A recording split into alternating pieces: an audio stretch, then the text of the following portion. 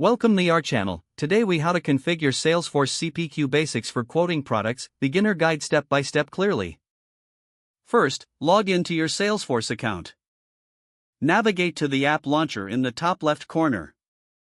Type Salesforce CPQ into the search bar. Select the Salesforce CPQ app from the results. Once in the CPQ app, locate the Products tab on the navigation bar. Click on Products to open the product catalog. To add a new product, click the New button. Fill in the necessary fields, including the product name and code. Specify the product family to categorize the product. Set the pricing method to your preferred option, such as block or % of total.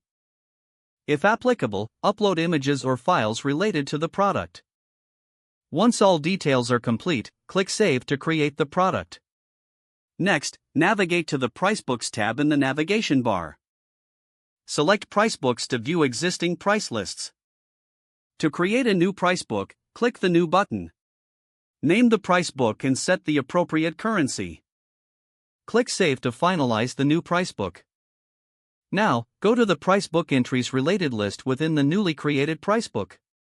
Click the Add or New Pricebook Entry button. Select the product you just created from the product list. Set the list price for the product and any additional pricing details. Click Save to add the product to the pricebook.